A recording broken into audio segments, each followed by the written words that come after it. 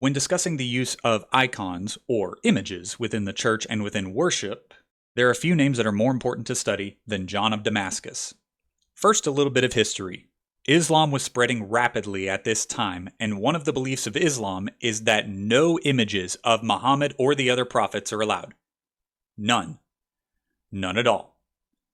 But surprisingly, Islam was not the major opponent for those who used icons. The biggest opponent was Byzantine Emperor Leo III. While his approach started convincingly and light-handed, if you will, his approach changed after a volcanic eruption in 726 just outside of Constantinople. Watching the destruction and mayhem that ensued, Leo III interpreted this as God's divine retribution against the church for using icons in worship.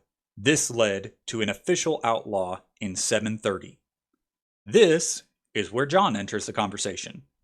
He offered a three-part rebuttal against the edict.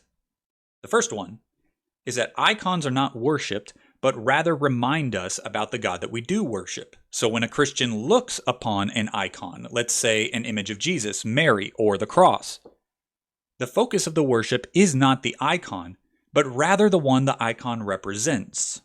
His second argument relied heavily on church history, particularly Basil the Great, who is quoted as saying, "The honor paid to an icon is transferred to its prototype."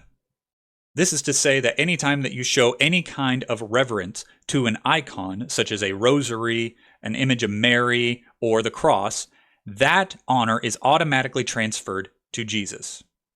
Now, while I am not very convinced by that second argument, and I find it to be the weakest of his points, the third one is a home run.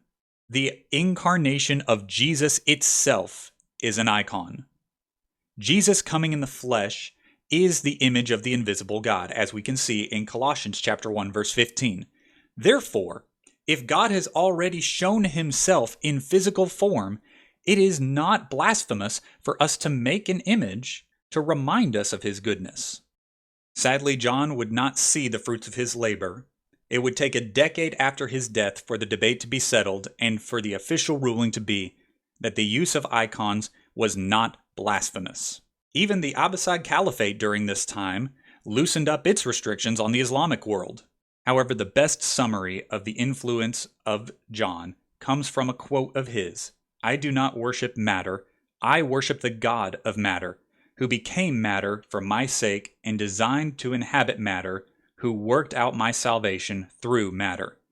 Therefore, it is not the creation that we worship. It is not the image that we have made that causes us to worship, but rather the God who is over all of it, the God who will exist long after the icons and the matter disappear.